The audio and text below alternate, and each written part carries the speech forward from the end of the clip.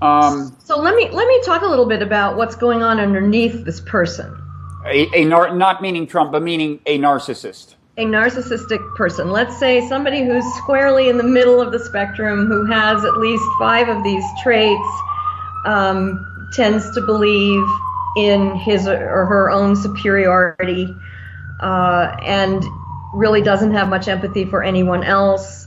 So on the surface, you have this very arrogant, superior person who may come across as very charming and manipulative, but at the end of the day, people find this person to be quite arrogant. That would be a hallmark.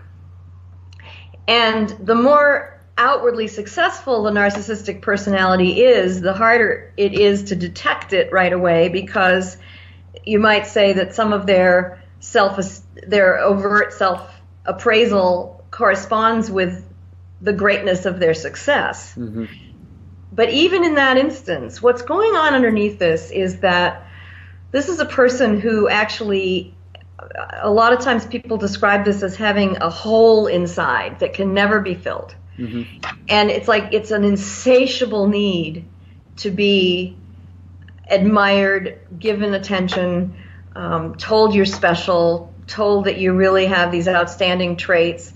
And one day's success only lasts, praise for a great, outstanding performance of some kind only lasts until the applause dies. And then the insatiable need for more applause comes back. Isn't some degree of that probably pretty common in highly accomplished politicians, and for that matter, highly accomplished entertainers and so on?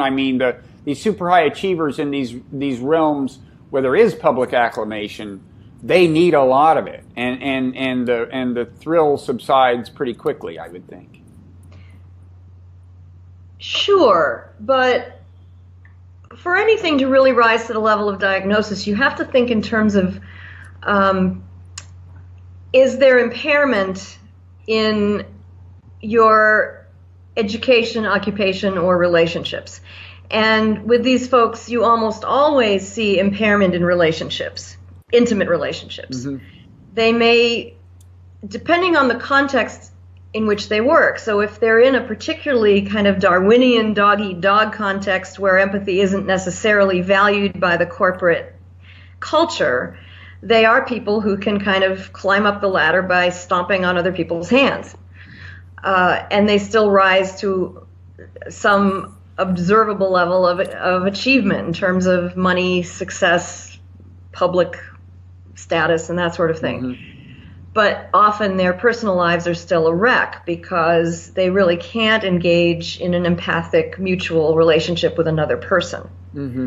And so often, as I said, the trigger for therapy is usually somebody threatens to leave them or says, we have to get therapy together because this relationship is all about you all the time, and I need something in this relationship for me. So at which point Donald Trump apparently says, okay, sayonara, but rather than turning to therapy. But anyway. So, but you would expect to see interpersonal relationship problems with this person.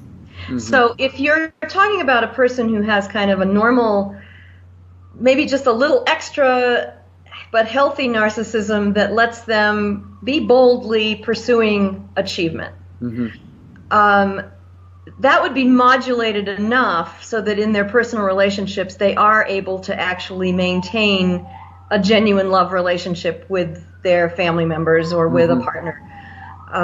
So it's not so devastating that their life personally is falling apart, for example.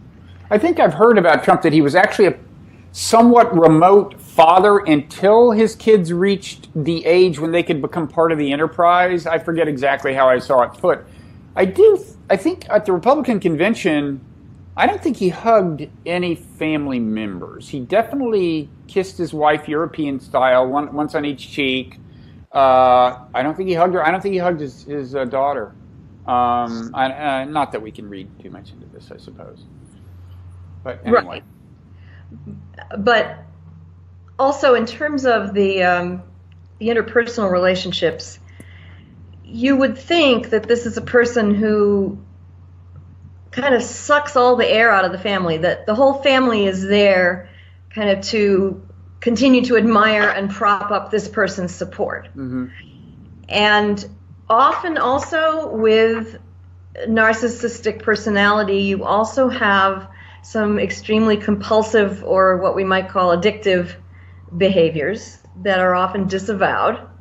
So I see myself on this one side of this sector of my personality that I present to the world mm-hmm. as brilliant, beautiful, good, unique, making a contribution in some way to the world that is outstanding. But then I also have this little gambling problem over here, or mm-hmm. I have this drinking problem, or I'm using pornography compulsively. And when they are doing those activities, or I'm exploiting someone sexually who is outside mm-hmm. of my role in my profession or outside of my marriage, you could see those things as sort of disavowed most of the time. They're not repressed. They're not totally unconscious because, the person sees their credit card receipts. They know they went to that casino or that motel or whatever, mm-hmm. and they know they did it, but they don't identify with that sector of their personality. So Trump, in one theory, we would call that the vertical split, where so they don't identify. You mean they don't identify in the sense that if you said, "Well, you're addicted to this," they would say no? Is that all you mean? I mean, they know they did it, as you said. Correct. Okay. Or they would make excuses for it, or they would blame someone else for having lured them into it, or they would say, well, they would minimize it. Yeah, I did that, but I don't do it very often. That's very rare for me. Yeah. That's not who I am.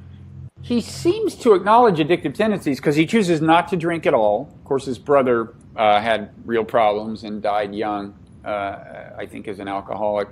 I think I even heard he doesn't drink coffee, but so he acknowledges in some, Trump acknowledges in some realms that he has an addictive nature. I mean, I think the sexual, whatever you want to call it, predation or whatever, seems to fit that pattern. I mean, the most recent woman to testify was a porn star who, she says she rebuffed his attempts, and then she gets a call from some assistant saying, would you take $10,000?